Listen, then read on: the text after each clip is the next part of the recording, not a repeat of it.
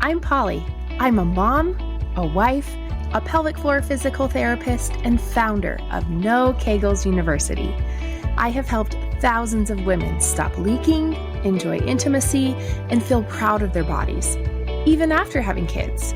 After years of listening to women wonder why no one talks about leaking, how they should properly recover after having a baby, and that pleasurable intimacy is possible, I started to get real frustrated because I believe that no mom or woman should struggle when there are answers. It became my mission to shed light on the lack of postpartum care and the lack of discussion on issues that relate to women and their health, even if they can be uncomfortable sometimes. It also became my mission to change the conversation on women's health, the pelvic floor, and more. Here we go. Episode 49, How Makeup Can Be the Best Self-Care with Merrie. In this episode, I get to talk to my sweet friend Merrie, and she is one of those where you can just feel that not only does her beauty exude externally, but it also exudes internally as well. But before we get to our conversation, let me first introduce you to her. Merrie Hansen is a professional freelance makeup artist specializing in bridal and photo shoots. She has worked on over 1,000 faces and is passionate about helping people see how truly beautiful they are. Her work has been featured on the cover and inside the pages of Utah Valley Bride magazine, as well as several online bridal blogs and magazines.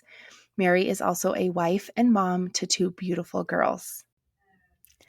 Welcome to today's episode where I have Merrie with us, and I'll let her tell you a little bit more about herself, but you'll find, especially if you go look on her Instagram, that her feed is filled with beautiful photos of makeup, and you'll pick it up too, but she also has a message of beauty within besides the beauty that we typically see externally. And the reason, well, there's many reasons that I wanted her on the podcast today, but I'll let you decide exactly why I chose Merrie to be here. So Merrie, welcome, and thanks for being here. Thank you for having me. Of course, I'm so glad to have you here. But before we get too started into this, why don't you share a little bit about how you became a makeup artist and what that story looks like, if you would, because I think it plays into part of your message. Yeah, of course. So I am a girl who's always loved beauty and makeup and all that stuff, since I was a little girl. I didn't know a whole lot about it, but even in high school, I would do my friends' makeup for dances and things like that.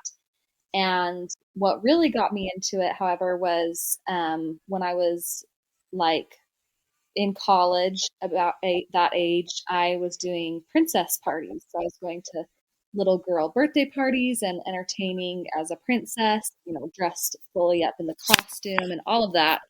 And I really wanted to look, really legitimate and really professional in the costume. And I was like, I need really good makeup if I'm going to pull this off. So I didn't even know there was any such thing as a makeup tutorial. I remember I just Googled princess makeup and all these tutorials came up. And I remember the first one I ever watched, it was by Candy Johnson, who she's just the most inspiring person and makeup artist.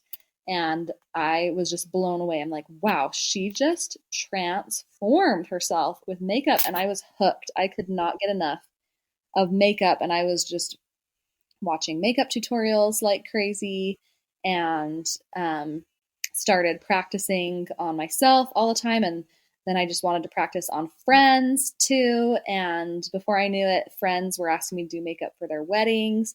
And then friends of friends were reaching out to me to hire me and they would pay me. And I was like, wow, this could really become something. And I looked into making it an actual career, and that's what I ended up doing. And so it's been an amazing journey. It's been about 6.5 years that I've been a professional makeup artist.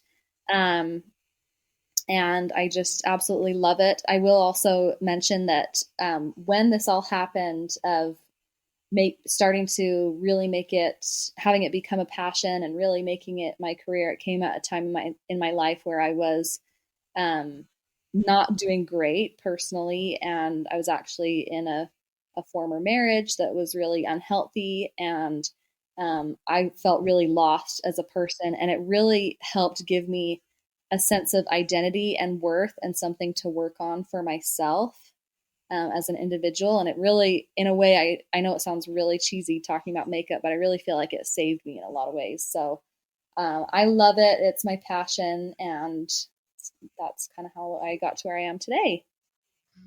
So I don't think I quite knew that full story. And I think that that just makes me love your journey and your story so much more, because you took something that a lot of us, I don't know if I want to say like for granted, but I definitely will skimp on the makeup from time to time. If I'm feeling really busy, I wouldn't say that I spend a large amount all the time, but you found something, I don't want to say mundane in my world. Occasionally, I guess it is sometimes. Um, but you took it and have just made it something so beautiful, life-saving, as you said, and you just grown it into something so much bigger than just doing makeup for the day. Yeah, yeah. For me, it's more than, it's so much more than just getting ready. It's an outlet and an art and just fun. So yeah. But don't get me wrong, as a mom of two, I am not wearing makeup day to day. That it just, as much as I love it, it's not my number one personal getting ready every day priority to do a full face of glam or anything like that. It'll come. The day will come when they get a little bit older and you have time to yourself in the bathroom, I promise. Yeah, I will see about that. So my next question, I'm really curious. So if, because you had so many maybe like epiphanies along the way, um tell me a little bit more about what, and whether it's like, I don't know, time to yourself, but what was it about the makeup? Because I know you said it was an outlet, but really, what did it give you that really changed things for you? I think what made the biggest difference was the way that it allowed me to actually serve others and connect with others and kind of shine a light for them in a way. And because like I said, at that time, I felt really alone, really isolated. I felt like I'd really lost myself, and someone seeing my work as a makeup artist and loving it and hiring me to come and spend an hour with them and do their makeup, it allowed me this opportunity to go and help them feel beautiful and feel glamorous and get to talk with them and connect with them and hype them up. I love to, because as a makeup artist, a lot of the time you're doing makeup for people before a big event, like before their wedding or a big performance or a big photo shoot or appearance or something. And so it's really important for them to be in a good headspace. And I love being that positive and calming and kind of hype girl energy for someone before something like that. And so I think that was the biggest thing, is kind of who it allowed me to be for people. And the feedback that I would get was so positive and encouraging, and it just really felt like my purpose and like a great place for me. And then of course there's the whole artistic side, um, just from the aspect of the actual makeup application. I just love every step of it, and it truly is like therapeutic for me. So I just enjoy the whole process.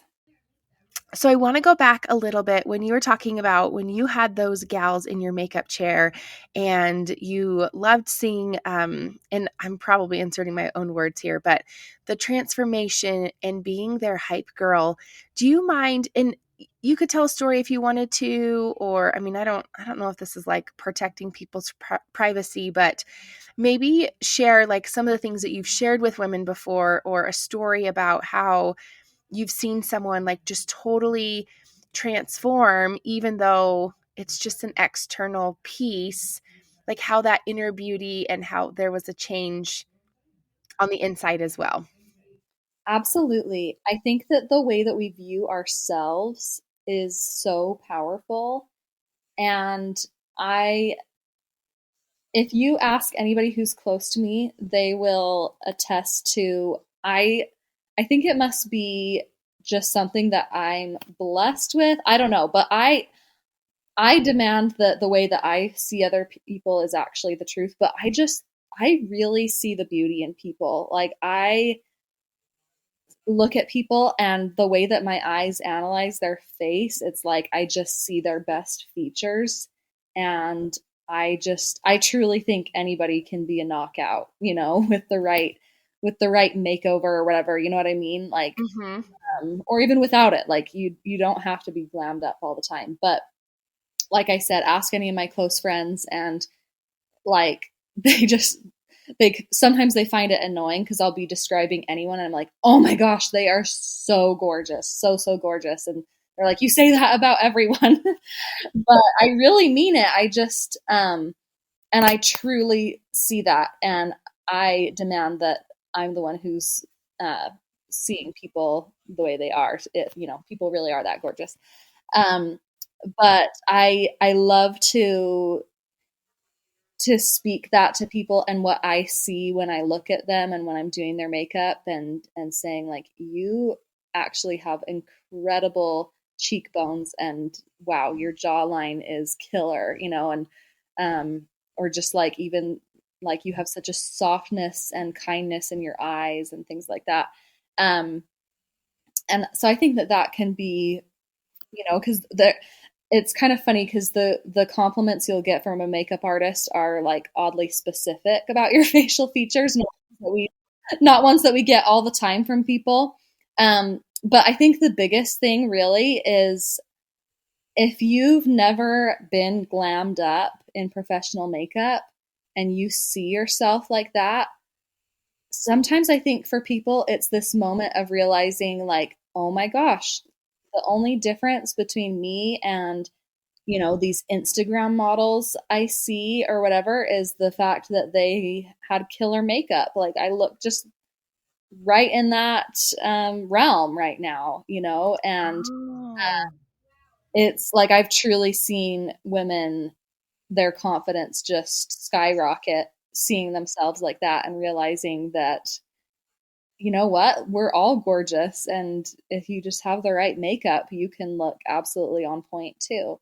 Um, so that's fun. And I've had experiences where, I've had the times when people cry, it's like so touching. It's also like, okay, yeah, but don't let's but um but there's been moments where women have cried, or like even older women, mothers of the bride or grandmothers of the bride who have done their makeup and they've gotten emotional and they've said, I've never in my life felt this beautiful and you've changed the way I view myself and things like that. It's very, very rewarding.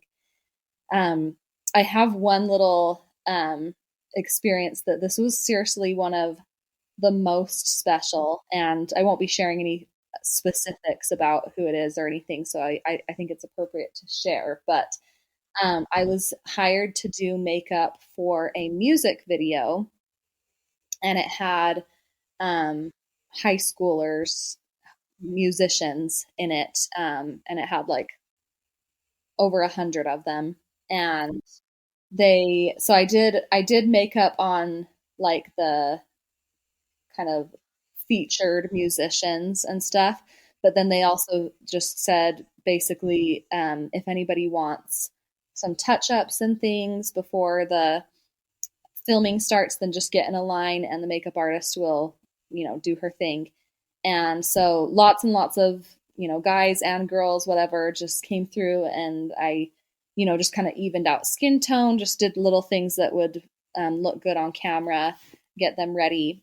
And at the very end, after everybody left, there was a young man who came up and sat in my chair, and he'd obviously waited until everybody was gone. And he had like pretty noticeable acne, like so many of us do as teenagers or beyond or Sure. whatever. Sure.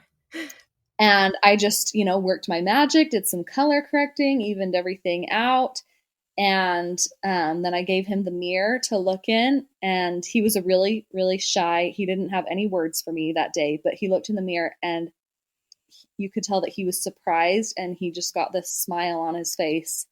And I saw the confidence in him boost for his, performing in this music video. And that I'll never forget. I was just, it's not always about the glamour, but that was a really sweet moment as well. So as you've been talking, what keeps coming to mind, it's almost like you're adding a filter, but it's like a deeper filter for them to see what's been there all along besides this, whether it's the blemishes from acne, which I've had those too. I've definitely had those moments. Or like when you talked about, the mothers of the bride or the grandmothers of the bride that, there's, I don't know, in my head, I just keep thinking about, close friends of mine or family members that there's always that one thing that they just can't stand. But it's almost so tell me if you agree or not. Is it almost like a filter that allows them to see deeper, but not like a filter that allows everybody to see them? Does that make sense what I'm trying to ask and like what I'm trying to portray? Maybe you can do a better job. I think so. I think because the way that I even try to do makeup is it's not like transforming them into a different person. It's just like the best version of themselves. That's the goal with makeup. Is that kind of what you're getting at of Yeah, you said it so much better. And again, you're the expert on this. That's why I wanted you here, but I love your it words as well. it because it just makes me think like, well, shoot, if we all, if we just knew how to do our makeup, we would look amazing on Instagram like everybody else. But to me, I guess it's almost, I don't want to say it evens the playing field, but hopefully for those who are listening, it gives you like a deeper view into yourself that there's more there and there's beauty there, that makeup doesn't necessarily have to always be the thing that gives you the confidence, but it's maybe just a piece of the puzzle, if you will. Yeah, I actually love what you're saying. I think when you said evens the playing field, I think it just kind of reveals, we live in this social media era, and we see gorgeous people on social media where we're like, excuse me, how are you real? And the reality is there's a lot that goes into it. There's a lot of smoke and mirrors going on. And I'm not saying that people aren't that gorgeous, because, hello, I believe everyone's gorgeous.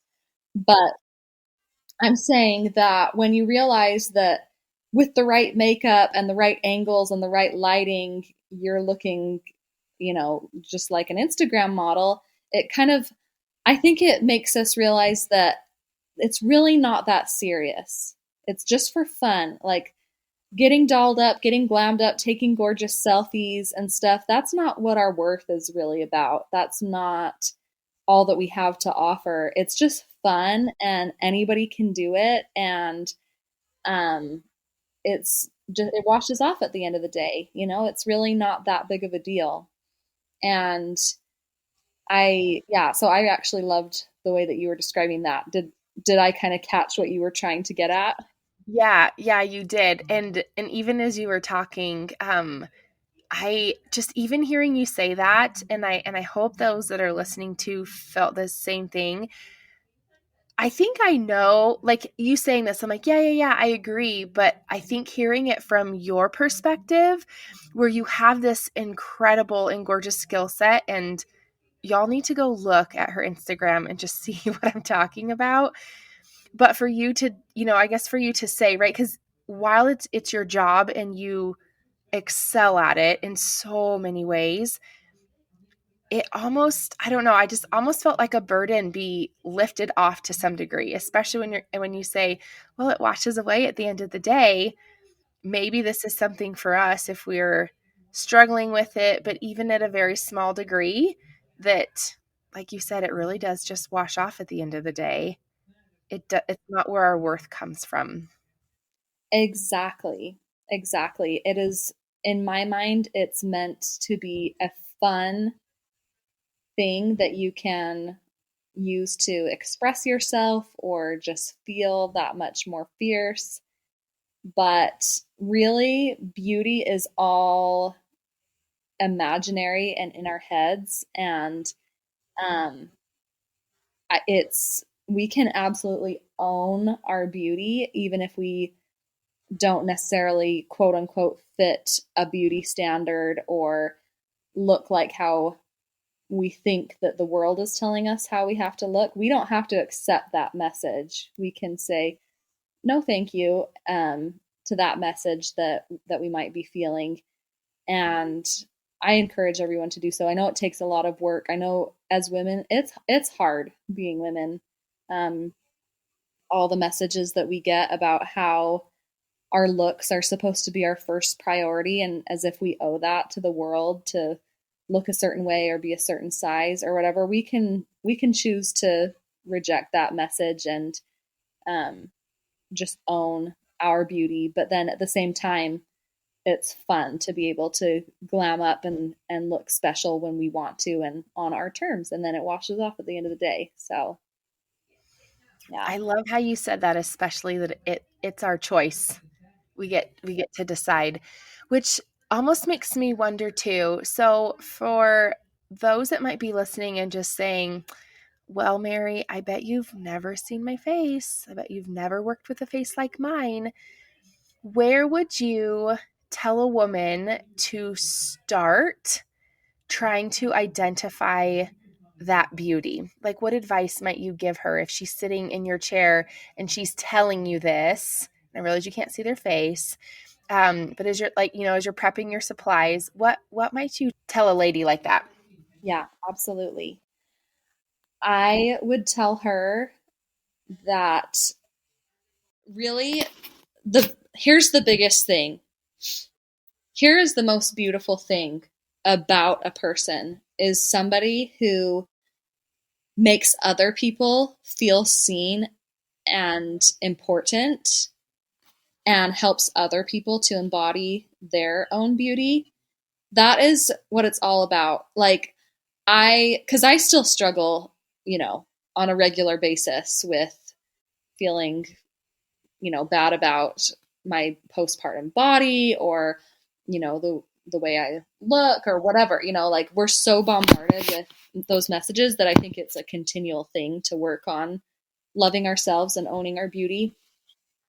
I was having one of those moments, um, and I had this realization, and I was thinking like, I just need to get, more dedicated at the gym or what, just thinking like all these things that I'm going to make my top priority, whatever, which like that's a whole other thing. I think health is, but I think doing it more from a health perspective versus like it's my responsibility to try to look like an Instagram fitness model. No, that's not true. Um, I had this realization like, wait a second. So let's say that we're talking about ourselves or somebody else who looks, quote unquote, picture perfect, beauty standard, whatever. Like, that is great. That's lovely. But how is that helpful? How is that inspiring? How is that building others up? How does that, like, when you're around someone like that, does it make you, do you admire them for that? Like, do you feel inspired and seen? And am I making sense? Like, Yeah, yeah. Because what keeps echoing my mind, well, if you've already said, okay, well, anyone can look that beautiful and that amazing. It's I don't want to say it's just a face of makeup, but there's more to it than that. No, I totally know what you're saying. Yeah, exactly. Because I mean, I'm kind of talking a little bit more like whole, you know, body, whatever it is that you're in, wherever your insecurity may lie. Um, it let's say that a fairy godmother came and waved her wand, and you suddenly looked, quote unquote perfect in your mind, whatever it is, all your insecurities went away or whatever. That's all fine and good, but how is that like? How would your life be different in relation to how you help others feel and how you love others. And on the opposite hand, like think of the people you know who you love being around. Is it because they look perfect all the time? Probably not. It's probably because they make you feel great about yourself and they're so great to talk to and they're fun and they're authentic and they're down to earth and they probably have put in the work to love themselves, which makes them so empowering to be around. It makes you feel like you can love yourself, And so rather than feeling less than because you don't look however you don't look, why not own it and say, look, I'm going to love myself. You guys, people around me, you love yourselves, and let's spread this message of positivity and just own it and decide that you're a 10 out of 10, am I making any sense with that? Yeah, no, I like this. So I'm actually reminded of a couple times where you and I were together in the same room. I don't remember what it was that we were doing. And you had come in, I remember, like full glam. And I was either like at the end of my pregnancy, which I think we all know, or just coming back from it or something. I can't quite remember. I think when I first met you, you were fresh postpartum. Okay, right. Which I think if you're a mom listening to this, you remember your clothes don't fit, you're up all night. Chances are, like, you're probably leaking out of your shirt. You probably have spit up somewhere, You and don't makeup was feel your most glamorous. right. Okay, yeah, so that's probably why this sticks in my mind so much. And Merrie comes, and this is not at all, this is probably not how she's going to tell a story, but she comes waltzing in. There's probably like birds chirping around her, like a fan blowing her hair, and she was all full glam. And I feel like that this would have even been around the time when masks were a thing, but she didn't wear the mask that covered your face. It was the clear ones, which that just even was next level for me to watch her do this. And she was so kind and so complimentary. And even though, like, okay, so now that we've laid the stage of probably what I looked like, what I felt like, I honestly didn't feel any different. Like what my current state was. The fact that I probably looked frumpy because my clothes didn't look. I probably had spit up. I probably was leaking like from my shirt because the pads weren't working or something. But Merrie did such a great job, which I think you've hit the nail on the head. This is one of the reasons why I enjoy being around you and I enjoy talking with you, is because while if you looked externally, we felt, because I don't know, I think all this, and I'm probably making this a lot about looks, but we're going to tie this in together because we talked a little bit about this before I hit the record button. But there's times that I've been around women that are just absolutely stunning, they're full glam, and I sometimes feel less than. I would imagine that a lot of us have been in that phase before, and I didn't feel that way around you, Merrie. So I think that's probably one of the reasons. While yes, you do an amazing job on your makeup, but one of the things is you do make others love. I don't say you're not making them love themselves, but you inquire about them and you're complimentary and it's very genuine. There's nothing fake about it. And I think that's where that real beauty comes from, because I felt great about myself despite the stage of life I was in at the time. And I wasn't any of the wiser until right now. So I don't know how many years later this is, 2.5 years or something. I think that's one of your skills. And I think man, I almost just feel emotional. Just think, I'm kind of just taken back to that time, but I think you've really nailed it. And so I hope that that is evident among yourself, whether it's you or, whoever is, listening to this and thinking, a couple minutes ago, like, yeah, I mean, you haven't seen my face, Merrie, like, what do you know? But there really is that beauty there. And it almost makes me just think too of how you make others feel. I think that's being a mother. Would you agree? Yeah. Well, first of all, thank you for that. That was like, you're going to make me emotional. That was one of the sweetest things anybody's said to me. But um, yeah, absolutely. Absolutely. I think that it ties so much into being a mother. And when we think about our kids, like our kids don't care what we look like. They just want our love and want us to be that safe place for them to land. And I lost my mom in October, and I just like, it's been so powerful of how I think of my own mothering, because like, yeah, my mom wasn't perfect, because nobody is, but she was an amazing mom to me. And she may as well have been perfect in my eyes, because that's how I feel looking back on her.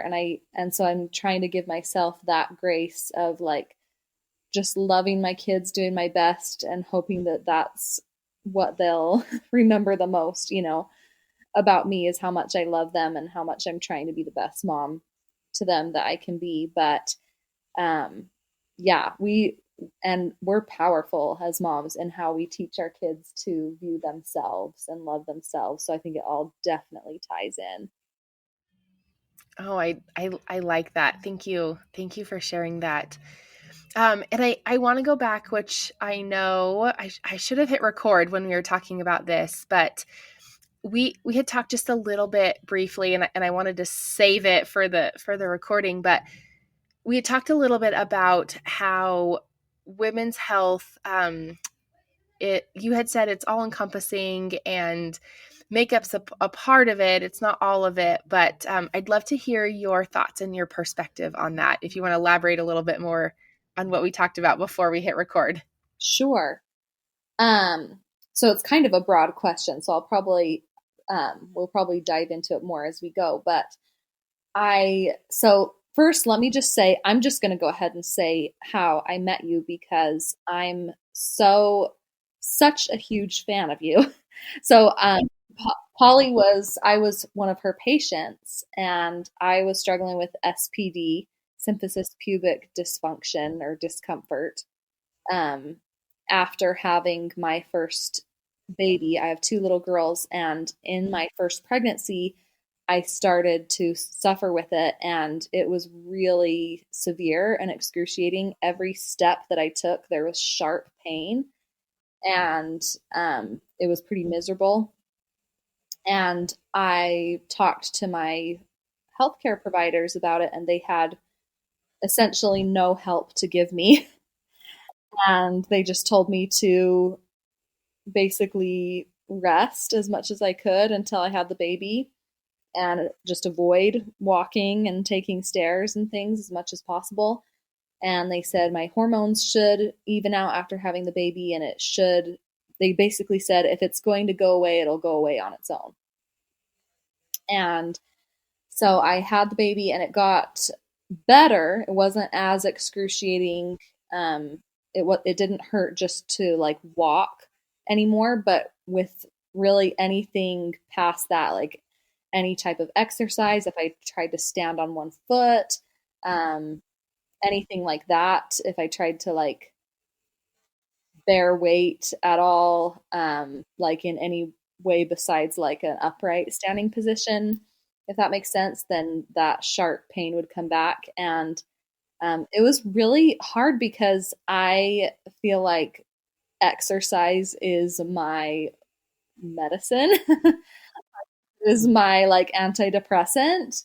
along with my actual antidepressants, because I take those too. But um, I so I was like trying to exercise, but there was all this pain, and my healthcare providers had like again no help for me, and I felt like I kind of lost a piece of myself because I was so limited in my mobility, and it felt like there was nothing that could be done. And I had a friend who she told me about Polly, and she said you need to go to her, and I was like, okay, absolutely, I'll go give it a shot. So I was almost a year postpartum at this point. That's how long it had been when I actually went into you. Oh, I don't think I remember that part. Yeah, it was a Long long time. time that I just dealt with it, you know.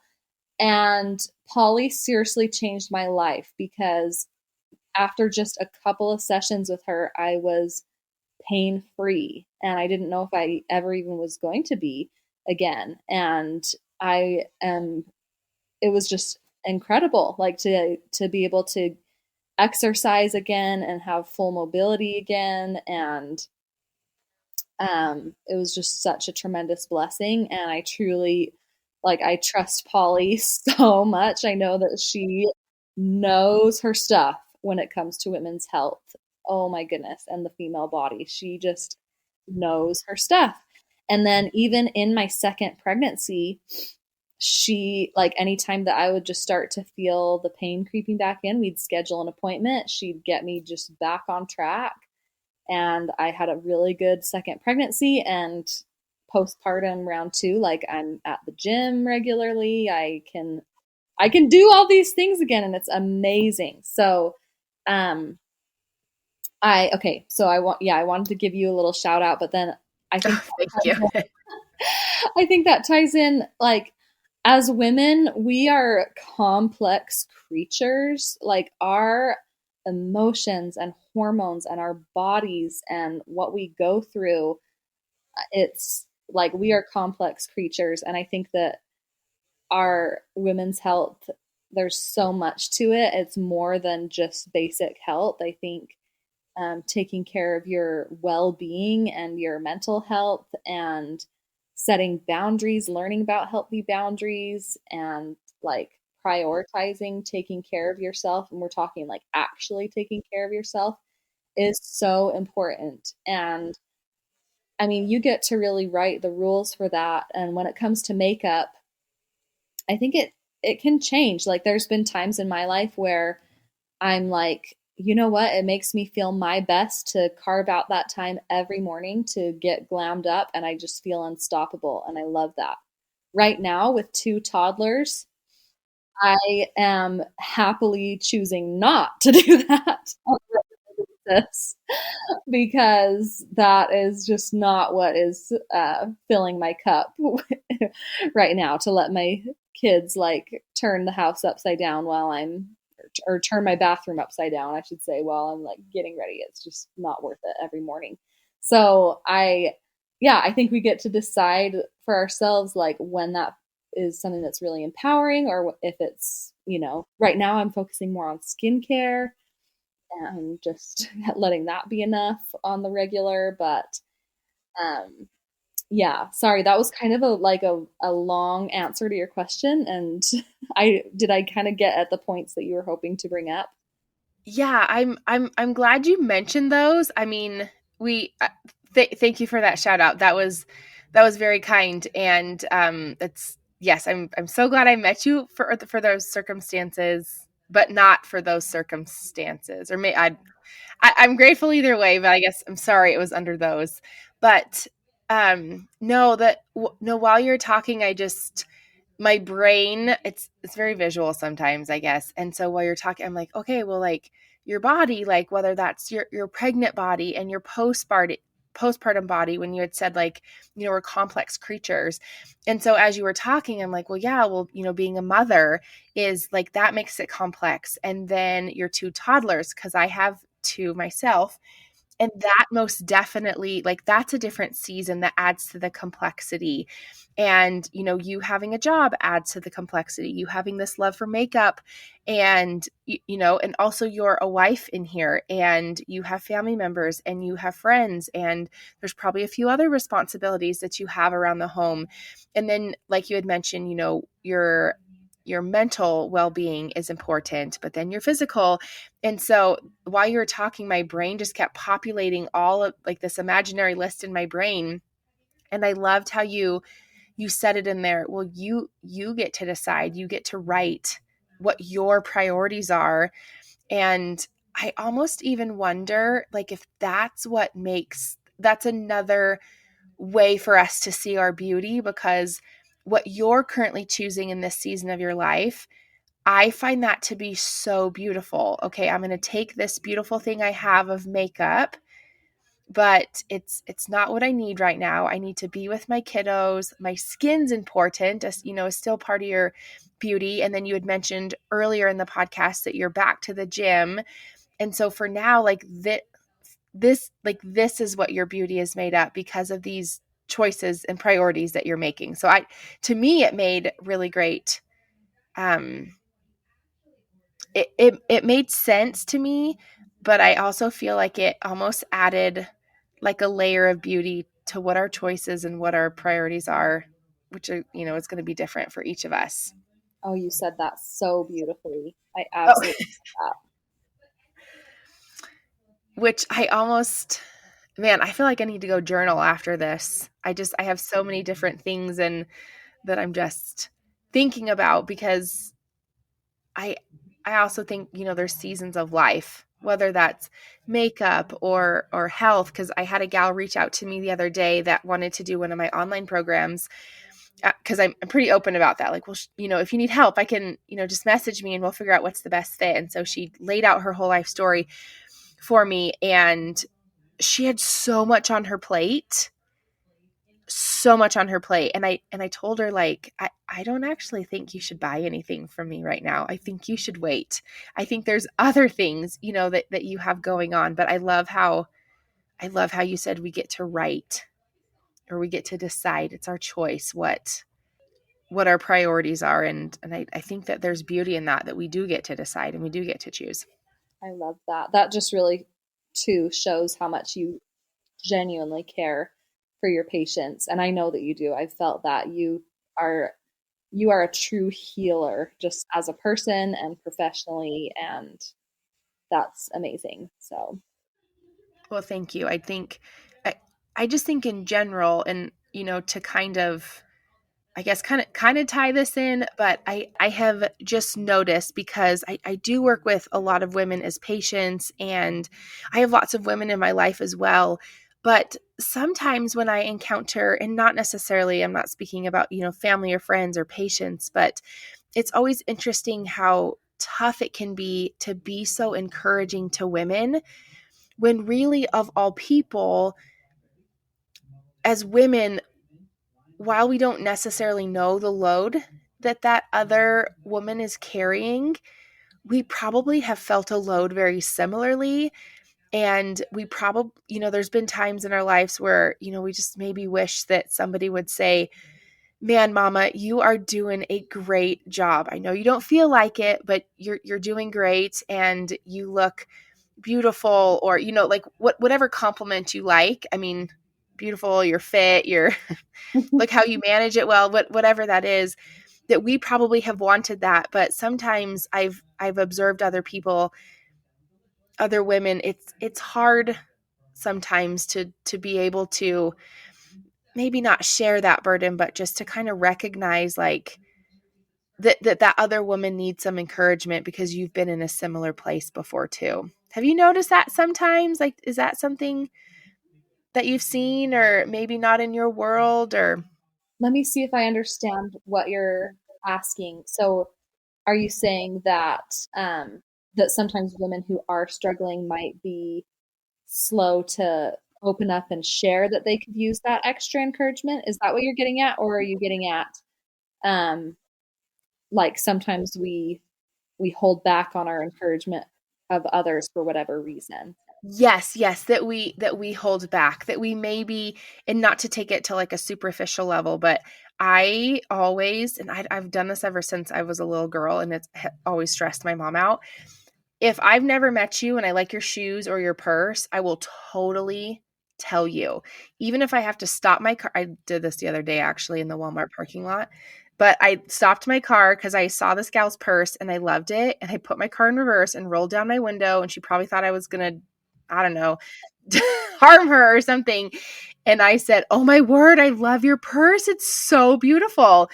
And she was so taken aback by it because it was a beautiful cowhide purse that had fringe on it, which I have. I mean, mine doesn't look like that, but I'm totally drawn to those types of things. This is not even on topic, but I loved it so much. And she just seemed like very taken aback that I would go out of my way to tell her how much I loved her purse, which again, it, it could come across as very materialistic, but it was something that I noticed and I wanted to say. But I feel like sometimes women may not be as easily ready to share those things. Have you noticed that? Maybe, yeah. I first of all, I can totally picture you doing that, and I just love that. And I think, sometimes we're so focused on ourselves, not necessarily in like a straight up selfish way, but I mean, we've all got a lot on our plate.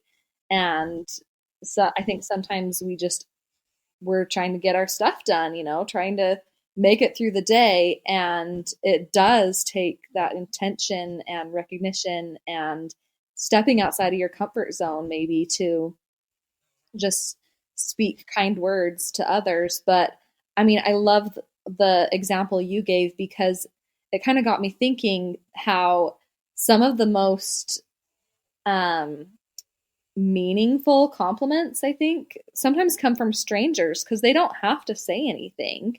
You know, Oh. if you see your friend and they say, like, oh, yeah, I love your shirt, whatever, you're like, okay, well, you're just trying to like say something nice or whatever, you know what I mean?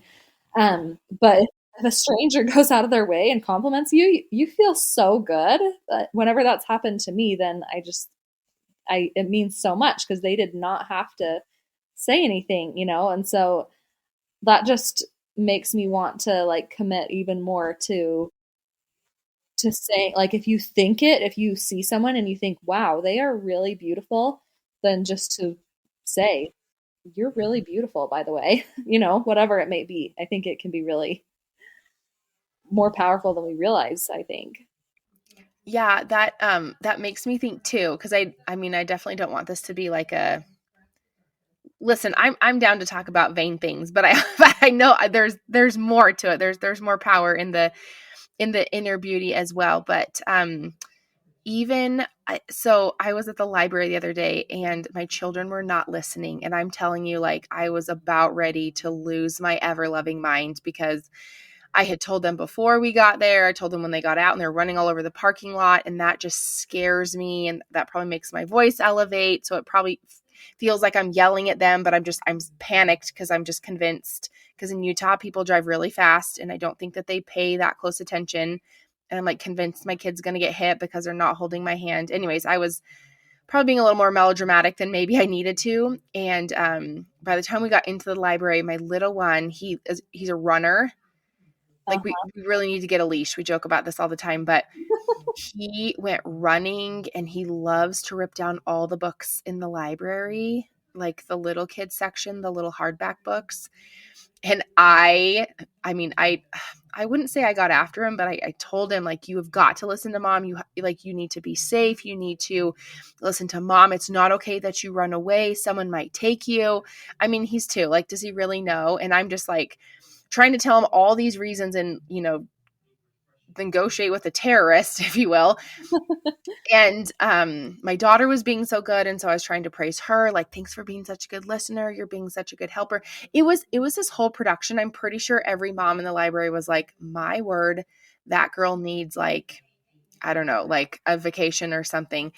And as we were leaving, one of the librarians grabbed me, and I was so flustered and so just probably like ready to attack because my adrenaline I was already convinced my kids were going to get hit in the parking lot, which that just ramps me up for at least an hour. And I was ready to get sassy with her right back. And she told me, "Thank you so much for doing such a good job with your kids and expecting them to listen to you in the first couple of asks. That means so much to me and like what the future generation has to hold." Wow. And so I was still so mad. But when I was walking out to the car and then I realized like, oh, she wasn't getting after me for like getting after my kids in there.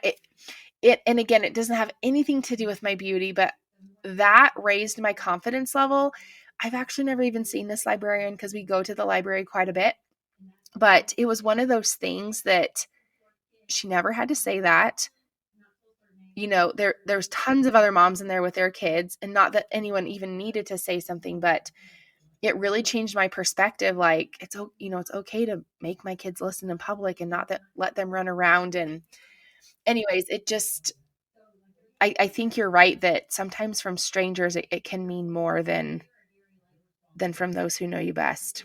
Yeah. I think that's super awesome that she said that and super powerful because, and especially as moms and like when your kids are acting out in public and you're just like, wow, I'm sure everyone is thinking I'm mom of the year right now, but I'm sure that this lady has been in your shoes and recognizes, she knows how hard it is and she recognized the good that you were doing and the way that you were handling it and wanted to make you aware of that. And that's so awesome.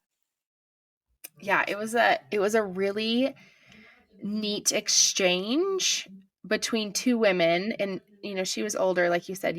She'd probably been there and been in my shoes, but for her to go out of her way to say that, it was life changing is probably not the word, but it impacted me quite a bit to also like compliment women on their actions as well, Yes. not just necessarily like, oh, like love your shoes, love your bag, love your lashes look amazing today or whatever. Just right, the actions. And that makes me think, which I'm curious, when you talk to your daughter, and you have a son, right?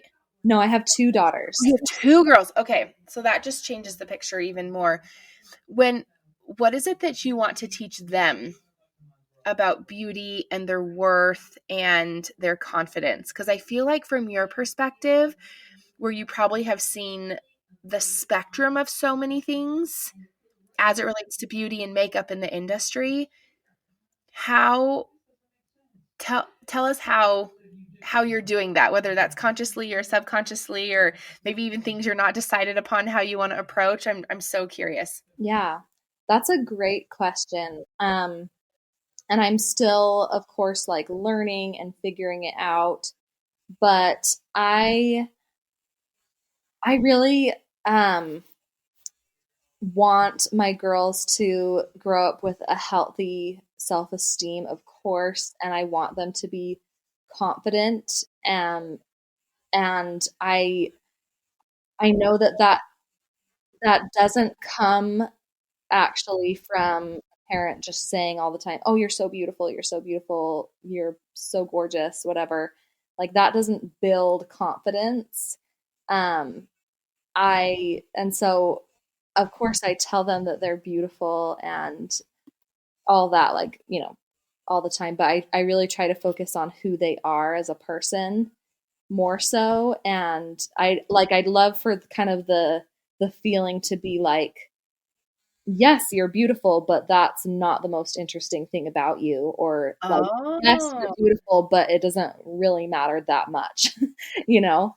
Um, if that makes sense. And so I recognize that my relationship with myself will be the biggest teacher. I grew up with a mom who she really struggled with loving her body and loving, accepting herself. And it was from a long line. We're talking, her mom, same thing. Her mom was pretty critical to her about her looks and things like that. And So I grew up with a mom who was always complaining about her body, always saying she needed to go on a diet, things like that. And I have learned better from that and want to set a different example for my girls. So one thing is like, we don't talk about body size. Oh, This doesn't need to even be a conversation because it really doesn't matter. okay. Okay. I like this. Yeah, we live healthy and we love to move our bodies. We love to fuel our bodies with good food. We love to take good care of our bodies. Um, and body size, it just doesn't need to even be a topic of conversation, um, because I love the idea of body neutrality. So there's like the body positivity movement, um, and I think that there's like great aspects of that, but I I love the idea of like a body neutrality movement of like we just don't need to be so focused on our bodies. Like we love them, we're grateful for them, and we don't need to obsess over the size or the way that they look because it's not that much in our control anyways. And yeah. Does that make sense?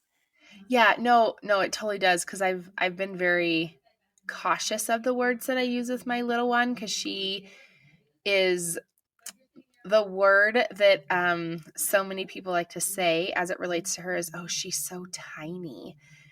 But I've really I've worked so hard. I mean, you can call this manipulation or brainwashing, but I've really trained her. Like if I'm around and someone says that, and I'll say yes, but Ava has such big muscles, and she'll flex and she'll talk to you about how she eats protein to get bigger muscles because I don't ever want her to like because she's in this little dance class and she probably is by far the leanest. I really like to use that word. Although if you have a different suggestion, I'm totally down. But and she's caught me weighing myself because I'm currently in a cutting phase. And I have to be so mindful about my face. And so every time I step on, I will say something like, whew, mama's got some muscle, or, oh my gosh, my body is doing so amazing, even though I might be disappointed because of hormones changing things or stress, right? There's so much that goes into that. And again, that's probably a whole nother podcast topic, but I love that you're doing that. Yeah, what we model Also, is huge. but I love how you said your look, and I might be changing it, how you said your looks are not the most interesting thing about you. Yeah, and I'm I stealing love that. I've heard, I don't know who I heard that from, but I've heard it. I didn't make that up. But yeah, I think as parents, and this can actually apply to like so many areas of our parenting, I've realized, um, is the things that we place importance on are going to be very impactful for our children and not necessarily in the way that we want. So, like, let me just quickly tell you how I learned this. So, you're going to be like, wow, we're really going off topic, but I'll try to make it quick. So, in potty training my daughter, actually, um, so when I first set out to potty train her, we did the whole thing with like getting a treat every time she went potty. And every time she went potty, we would praise her like crazy, and that whole thing. And that works great for some kids. And it did not work great for her. It backfired big time. Um, and I ultimately just put her back in diapers after a little while because it was making me absolutely lose my sanity. And so I was, No. we're going to potty train at a later date because she's not ready, or at least I'm not ready. I can't deal with this anymore. So I put it on pause for like 6 months. And then when it was time to potty train again, or when I decided that I was ready, I had a friend who shared some wisdom with me, and she explained that you want to keep everything pretty neutral as far as like assigning meaning to things. Okay, okay. Because when you do the whole, and again, it works great for some kids, but this is just a perspective. Um, when you know, have a dance party every time they go potty successfully, and when you're always talking about like, oh yeah, you're gonna go potty, blah blah blah. When you make it this huge deal, then the child gets the message, oh, this is really important to my parents that I do this. Mm. And so it will either put tons of pressure on them to the point where they are like freaking out. And so they are like have anxiety about it, or it will backfire and they'll rebel against you, are two possibilities. And I think it was like a little bit of both that had been happening with her. And so I just made everything really neutral. I just explained, you're a big girl now, and we're, you know, the whole thing, we're not using diapers anymore, and pee pee goes in the potty. And when she would be successful, I'd say, yes, you did it, you went pee pee in the potty, and that's where it goes. And when she'd have an accident, I'd say, oh, you went pee pee on the carpet, and pee pee goes in the potty, we're going to go sit on the potty. Like, I just kept it neutral, and it worked Oh. amazing for her.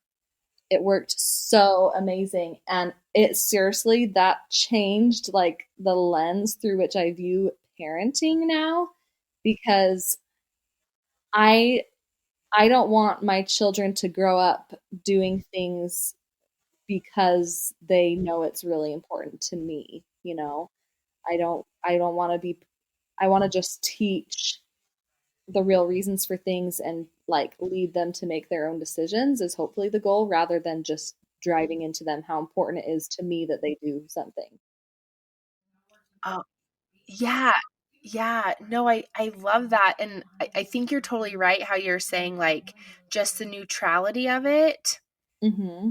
You just kept it very neutral, which, right, like, okay, you know, my kids colored on the carpet, you know, for the 50,000th time, or yeah, like I'm trying to even think, which I don't know why I can't come up with all the, you know, like just frustrating things in life, whether it's yourself or your kiddos or your spouse or friends or work, that just even keeping it neutral probably is in your best interest for your health, because at that point, if you're always frustrated, right? Like if you lost it, you know, and got really frustrated with her, like I've told you 50,000 times, like we go pee pee in the potty and here you are doing it on the carpet, right? To them, like that probably amps them up. But also for you, like now you're stressed, Exactly.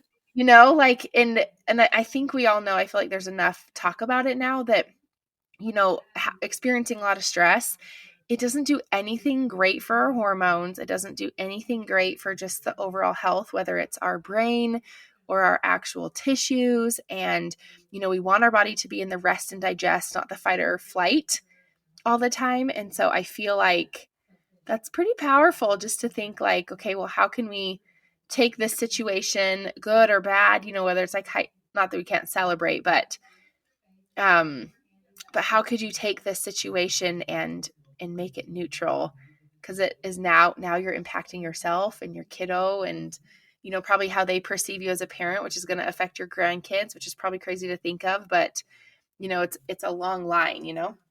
Yeah, I love where you took that. It's so true. It's like sometimes we think that as parents, and like even just in general as people, that we need to be all like hyped up, you know, against the bad things, like, oh, I can't stand for this happening or whatever, you know. Otherwise we're going to thinking we're just going to go in the opposite direction or something. Like even with food, like, oh, I have to be so hyper vigilant against, you know, eating any sugar or whatever, else I'm just going to eat it all, you know, where it's like, actually, you know, we can look at this from a little bit more of a neutral stance and then assign the meaning, and then we have a lot less stress in our lives for sure. Yeah, I that's a really good example, the sugar thing. Yeah, that could be a whole other podcast too. Right. Yeah. Okay. Well, Merrie, I have loved talking to you, and I feel like we could probably go on talking about all these different areas as it relates to our health, our beauty, both inner and outer, motherhood, and like you said, we're complex creatures. There's a lot that goes into it. But if someone left, if you got to decide, if someone left you after like a conversation, if you got to choose, which I know we don't, what would you want their takeaway to be after spending a couple minutes with you? Like what would you want that message to be that they received at the end? That's a great question. I would want them to walk away with a renewed sense of knowing that, assuming they're a woman, it could apply to whoever, but that they are the queen of their life. They get to call the shots for their life. They get to decide their own priorities. They get to decide how they are going to spend their time and what is going to receive their attention, and to really own that and just own who they are, own their beauty, and to remember that the most beautiful thing in a woman is a woman who believes that she's beautiful. And it not only, it's like double fold, because it makes them more beautiful and it makes them more happy, and it helps other people feel more beautiful and happy about themselves. It just like empowers everyone around them. It's a chain, it's a domino effect. So that's what I would hope they would feel. Oh, I love that. I love that. And I'm quite certain that so many women felt that after our conversation today. So thank you for that. Thank you. And oh, of course, of course. So I'll end this podcast like I do every other podcast. Remember, you're an heiress and a queen and everything in between. If you enjoyed this episode or even wondered if I can help you, check the show notes for more details. And to see what else I'm up to, follow me on the socials at Beyond the V, by Polly. Because I'm changing the conversation on women's health, the pelvic floor, and more, I still need your help. Please subscribe, leave a review, and share with a friend or two. See you next week.